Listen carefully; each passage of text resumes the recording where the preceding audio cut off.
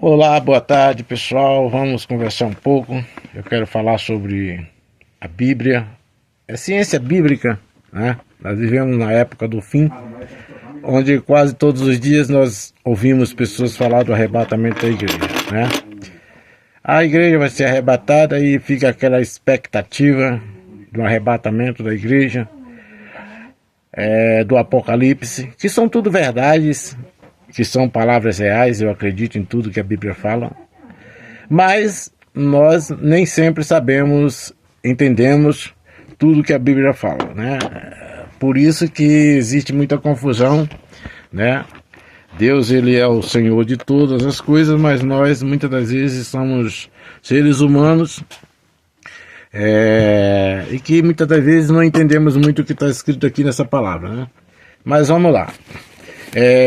Fazendo uma análise da Bíblia, conhecimento da ciência, pelos conhecimentos pessoais sobre as escrituras, sobre o mundo físico, o mundo espiritual, sobre os cormos, como as coisas se manifestam, por que o mal tem tanta força, porque muitas das vezes Deus não opera.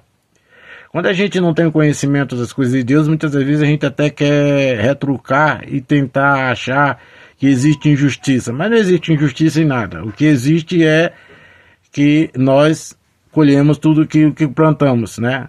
E Deus, como ser superior, nos dá todas as oportunidades, mas depende de nós para nós chegarmos aonde Ele quer. Agora eu vou falar sobre Coríntios, 15, né? Do 15 ao 58, quando Paulo fala assim: na verdade nem todos dormiremos, todos seremos transformados.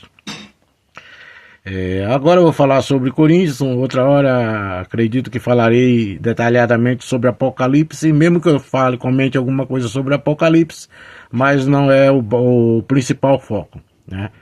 Eu sei que meu vídeo pode alcançar muita gente e pode não alcançar. Para mim o objetivo é falar, importante que fale. Se uma pessoa prestar atenção, amém. Se nenhuma pessoa prestar atenção, eu estou prestando atenção. Nem todos dormiremos, mas todos serão transformados. Então tem pessoas que começam a predicar que o arrebatamento da igreja já está acontecendo, e pelas profecias, pelas revelações, pelas coisas que estão acontecendo, eu acredito que sim. Mas será que as pessoas serão arrebatadas fisicamente deste mundo? No meu conhecimento, eu acredito que não. Acredito que o arrebatamento da igreja é espiritual. Pegando um exemplo da fundação do mundo. Quando Deus criou o mundo para colocar o homem sobre essa terra, certo? Então, o arrebatamento do homem é aquele arrebatamento que foi cortado entre o homem e Deus, aquela comunhão que o homem tinha com Deus, né? Aquela onde todos os dias Deus estava com o homem tinha um contato pessoal com Deus, e que quando ele cometeu os seus deslizes, né, os seus pecados, por seus próprios interesses, ele se afastou de Deus. Então ele ficou preso sobre uma camada espiritual do mal, certo? Sobre uma força maior, e que até os anjos, muitas das vezes, para trazer mensagem a esses homens, ficavam presos a essas forças do mal e tendo que lutar por muito tempo, certo? Tendo que lutar. O que é o anjo? O anjo é a força espiritual das pessoas, né? Juntas, né? Sobre a proteção de Deus, né? Que é um anjo. Do mesmo jeito que os demônios são as forças espirituais que estão nas pessoas sob a influência do mal, que se tornam espíritos, né? Porque do mesmo jeito que toca para um lado, toca para o outro, né? Pode observar que os anjos eram o espírito que estava com Deus. Então, as pessoas, todo lugar onde tem aglomeração de pessoas, se forma um espírito. Se você for para a Bíblia, você vai encontrar a Bíblia falando sobre o príncipe da Pérsia, o príncipe da Grécia e vice-versa. Ou seja, cada nação tinha um espírito. Mas o que é aquele espírito? O espírito é a força espiritual das pessoas, certo? Por isso que a Bíblia fala do anjo da igreja de Filadélfia, Laodiceia e todas as igrejas que existiam na época de Paulo. E é o anjo da igreja, não está falando do pastor. Tem pessoas que acham que o anjo é o pastor. O pastor não é anjo, o pastor é um ser humano, né? Ele pode estar sendo representando o anjo? Pode estar. A força maior da igreja pode estar nele? Pode estar. Se a força maior da igreja estiver nele, ele é o anjo. Se a força maior da igreja não estiver nele, o anjo é uma outra pessoa qualquer que esteja com a força maior espiritual da igreja.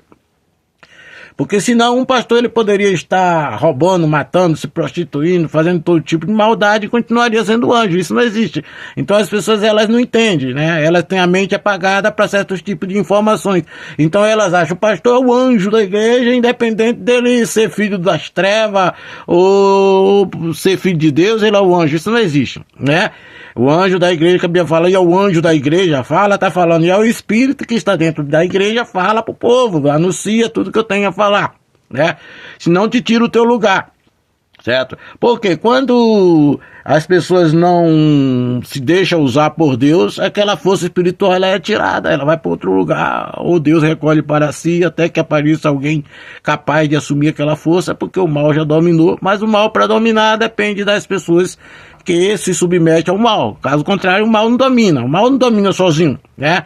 O mal, ele para ter força, ele tem que ter as pessoas aceitando a sua doutrina falsa, errânea, mentirosa, a sua traição, tem que estar aceitando o crime, certo? A sujeira, a nojeira, o roubo, né? Tudo que contamina o ser humano, porque a base maior nessa terra é o ser humano. Mas vamos lá para Coríntios. Coríntios fala que nem todos dormiremos, mas todos seremos transformados.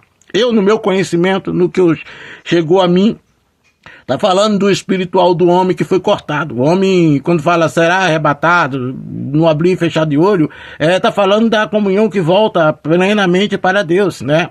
E isso só consegue os cristãos verdadeiros, não é? Adianta ele ser um católico falso, um cristão falso, ele não vai chegar. E se ele não for cristão, nem lá ele chega, porque ele não representa Cristo. Para ser arrebatado, tem que representar Cristo, tem que fazer parte, tem que ser considerado a noiva. Certo? A noiva, né? A noiva. E a Bíblia diz que quem vai arrebatar a igreja são os anjos, mas está falando de arrebatamento espiritual. O espírito teu, o espírito dele vai ser arrebatado para estar com Deus. Ai, mas quando morrer, gente, essa carne aqui é pó, volta ao pó. A Bíblia diz que a carne é pó, vai voltar ao pó. Se a carne é pó, vai voltar ao pó, tu vai morrer mesmo. Independente do teu espírito ser arrebatado ou não, tu vai morrer, certo? A carne volta ao pó. A Bíblia não fala que a carne será transformada, né? A Bíblia fala do corpo, mas está falando do corpo espiritual do homem, e não a carne. A carne volta para o pó. Se a carne volta para o pó, mesmo depois de ter sido arrebatado por Cristo para fazer parte das pessoas que venceram a sujeira do mal, tu vai morrer um dia, certo? Vai ser uma bomba nuclear que vai te matar, não sei, vai ser um câncer, vai ser um acidente, vai ser a morte natural pela idade, pelas doenças do organismo, não sei, mas tu vai morrer um dia, tu vai pro pó, mesmo que tu tenha sido arrebatado por Cristo. Agora tu só vai ver estar do lado de Deus após sair dessa vida. Tu vai ser arrebatado? Vai. Tu vai fazer parte da noiva arrebatada? Vai. Porque Cristo vinha reinar aqui. A Bíblia fala no Apocalipse que Cristo viria reinar. E se Cristo viria reinar aqui, está falando que Cristo viria reinar no meio do povo pecador. Mas quem é Cristo? Né? Cristo é qualquer um que tiver sobre o Espírito de Deus. Sobre o Espírito do Cristo que morreu aqui e ressuscitou. Cristo não vai vir mais fisicamente. É um reino espiritual. Certo? Do mesmo jeito que o anticristo é um homem usado pela força do demônio, o Cristo que a Bíblia fala é um homem usado pela força de Deus, que vai fazer obra como Cristo fez, complementar a obra de Cristo, certo? Complementar. Qualquer pessoa que venha usar totalmente pelo Espírito de Deus é Cristo, está representando ele. Não é que é ele fisicamente, que fisicamente ele não vai vir mais, está falando dele, do Cristo espiritual, que venceu a morte e ressuscitou. Né? Por hoje é só. Depois eu farei mais vídeos para vocês. Vocês vão aprender muito comigo, né? Tenho muita experiência sobre esse assunto, certo? Muitos anos, teologia, muitos anos de igreja, muitos anos de dedicação, muitos anos de conhecer o bem e o mal, para chegar a essa conclusão. É muito tempo de lutas, né? E de vitórias também. E que Deus nos abençoe e que assim o Senhor cuide de nós todos.